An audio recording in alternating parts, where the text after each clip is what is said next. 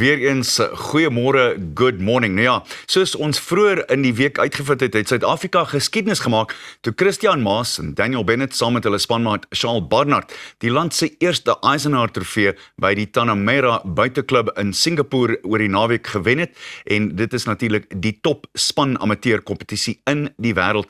Lekker om met Christian en Daniel te gesels oor hierdie indrukwekkende prestasie. Hulle is daar in Texas by die Texas Longhorns.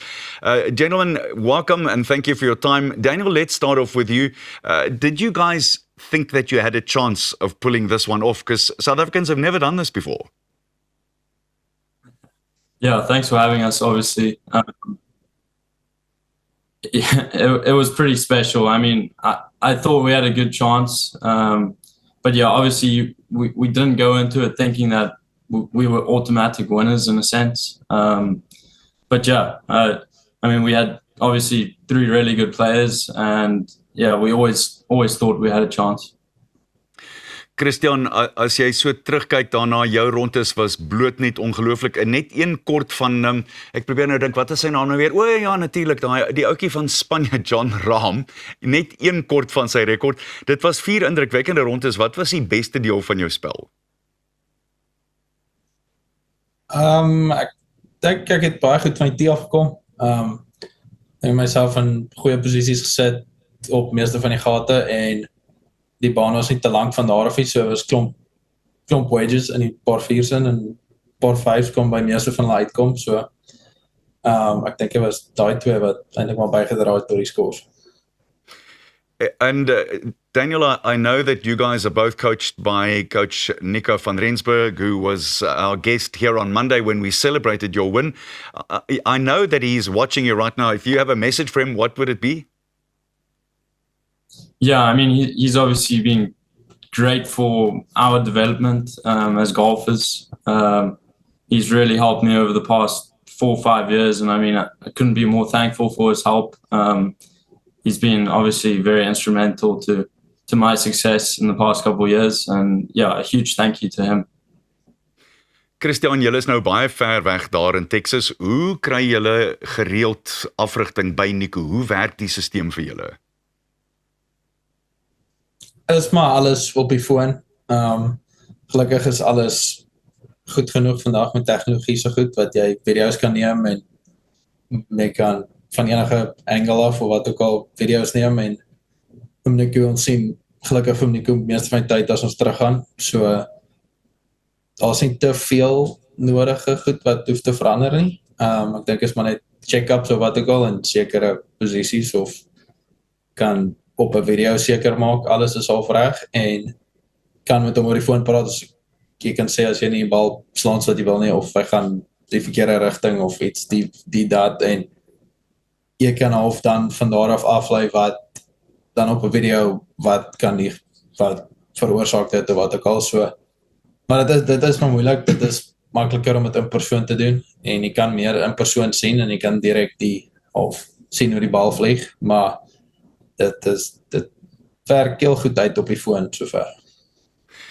A question for you both, and Daniel, let's start off with you. I obviously know that you being 2 of the top amateurs in the world, everyone will be asking, when is the plan to turn pro? So let's start off with you, Dan. What are your plans as far as that is concerned? Are you going to turn pro? Yeah, I mean, eventually that's the plan.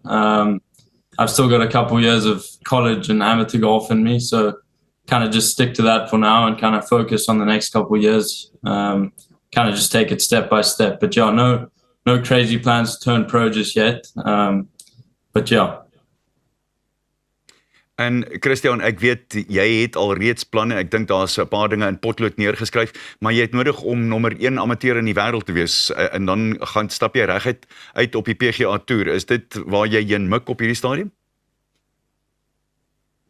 Ja, ek sê, dit is nie nommer 1 in die wêreld nie, is naby daaraan, maar dit is jou jaargroep, wat saam met jou klaarmaak op universiteit. Daar is so 'n ranking jou laaste 2 jaar, wat punte bymekaar getel word, en almal in jou jaargroep se toernooie of college events en PGA Tour events tel vir dit. So as ek nommer 1 daarop eindig, ja, en op die oomblik nommer 2, so ja, hopelik kan ek nommer 1 eindig. Again, a question for both of you. How much of a difference, Daniel, has it made to play over there and learn different skills to what you would have learned if you'd stayed in South Africa? Instead, you've joined collegiate golf, and that's obviously made a huge difference. How much of a difference do you think it's made for you in your game? Yeah, I mean, it's crazy how tough college golf is, or just golf in America in general. The top 100 players here can beat you any week. And it's just, I think it's a whole nother level compared to golf at home.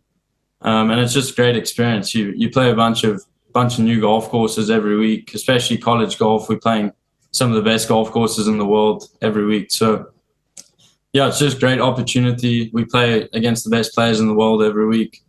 And yeah, I mean, your game just continues to improve regardless of what you do. So Christian, hoe voel jy daaroor? Hoe het jou spel geaffekteer van die oomblik wat jy daar aangekom het in Texas?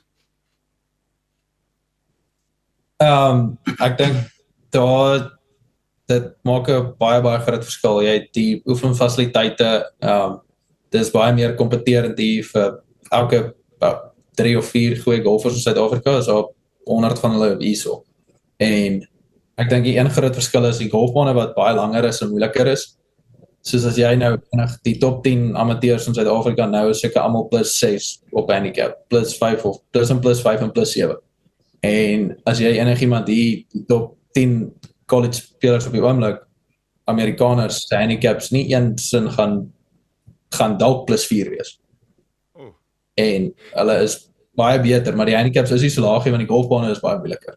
So, maar hulle het ook net, dis baie beter, meer geld, meer tegnologie en meer spasie hierso. So, hulle kan baie beter golfbane op baie groter skaal bou.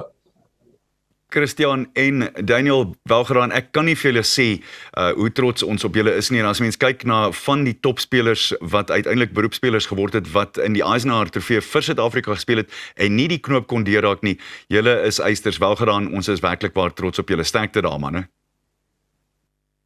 Dis dan nou dit van die 2 jong manne en jy kan maar uitkyk vir hulle naampies, jy gaan hulle beslis sien. Nou, bly net waar jy is, want net hierna gesels ons met Linda Gale, lekker van Becker eerder van die Desmond Tutu Health Foundation. Dit behoort fascinerend te wees en dan kan ons ook so 'n bietjie tribute gee vir iemand wat groot en diep spore getrap het.